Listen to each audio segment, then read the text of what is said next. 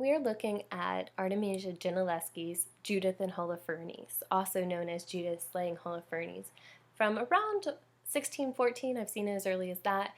This one has it dated to 1620 to 1621. And this is not the only Judith and Holofernes scene that Artemisia does. She has a few of these. And so this is a theme that she goes back to time and time again.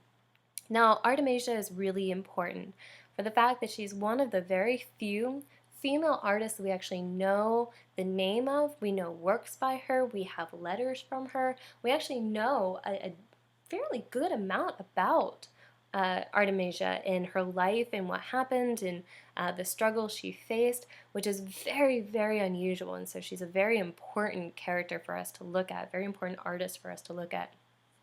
Now, how is it that she, as a female, rose up to the status and was well known during her time, her lifetime, as a major artist? Now, most women would not have been trained. They would not have been able to get into the bodega system. They wouldn't have been able to work underneath a master artist. So they wouldn't have been trained in how to mix paints, how to make paints, how to make your canvases, how to paint your underpaintings. None of that would have been taught to them. But Gentileschi had an advantage, and that was that her father was a painter. And so she could work for him and learn a lot of the tricks in the trade, learn composition, how to construct a painting, the types of things she would need to do in order to be a successful artist. And she showed potential. She showed natural talent, and so her father did train her. He even got other artists to train her as well. And so this really sets Gentileschi out from other female painters of this day.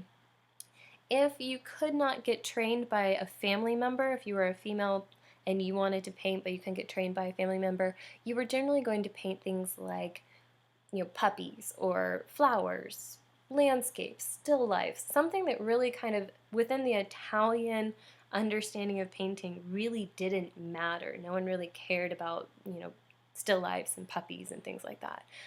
And so here with Gentileschi, capable of painting history paintings, that is, a subject with a historical background or mythology or religion or some sort of story connected to historical, quote-unquote, historical events. This is what makes her a great painter, because that is what the guys were doing. If you were going to make your name as an Italian painter, you needed to be painting history paintings, and that's what she does. And so what we're looking at is actually a story that comes from the Apocryphal Bibles. And these are stories that are outside of the canonical Bible, the canonical books of the Bible. And the story goes that Holofernes is this general, and he brings his army to bear against Judith's city, and no one knows what to do. How are they going to save themselves? How are the Jews going to prevent their city and their population from being completely annihilated? No one has any clue. And Judith comes up with a plan, and she goes out to the army and she meets Holofernes, and she uses her feminine charms to gain audience in his tent, and they dine and they eat, and Holofernes drinks too much, so much so that he passes out.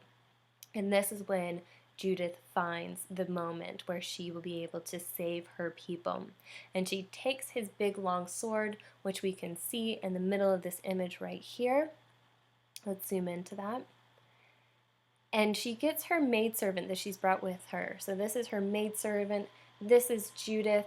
She picks up the big long sword and she takes Holofernes by the hair and drags the sword through his neck, assassinating him and freeing her people.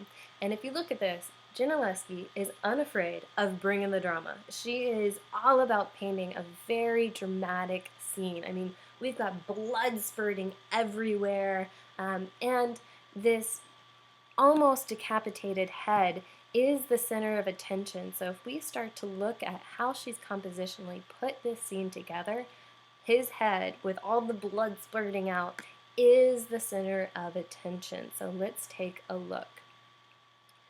Now, she's done a couple things in order to pinpoint that that is really where the action is.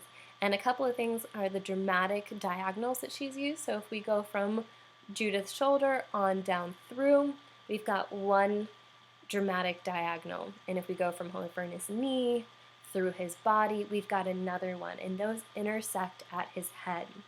Then if we look at the maid, and we go from the maid's arm or Holofernes' arm on down through, and we continue through the blade of the sword, we've got another dramatic line going through the composition. So she has intersected all these diagonals and vertical lines, pinpointing the action at this bloody moment where, Holofernes is losing his life.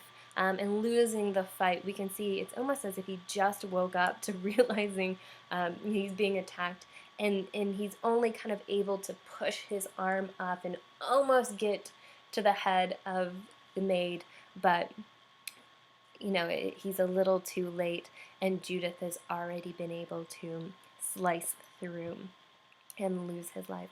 Now, there's a couple other things compositionally that we need to look at, which also helps to stabilize this composition. Not only is it active because of the diagonals, but it's also very stable. And one of the things that gives you a stable composition is using triangles. And so if we look at the head of the maid, and we go down to the corner of the bed, and we go along the bed and back up to the head of the maid, we have a triangle. And not only that triangle, but she also has an inverted triangle as well. So if we go from Judith's shoulder to Holofernes' head, up to his knee, and back over, we have a second triangle. So she's interlocked these two triangles with a bunch of diagonal lines, pinpointing right where she wants you to look. So it's very stable, but it's also very active.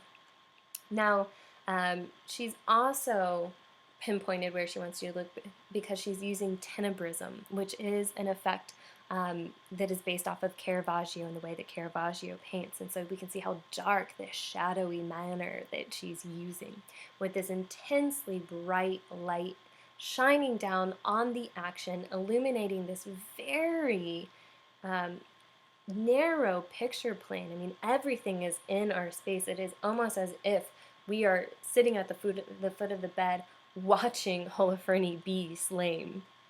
So she's pushed everything up into our space.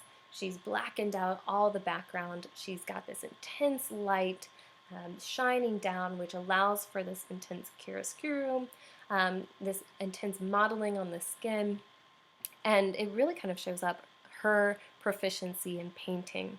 Now, the other thing I want to point out is her ability to paint textiles. I mean, these things are amazing. If we look at Holofernes' bed sheets, that looks like red velvet. And I'm going to zoom in real quick to another part of his bedding. If we look at this blanket with this kind of frayed edge, I mean, it looks just soft, and you kind of like touch it almost as if it gets furry.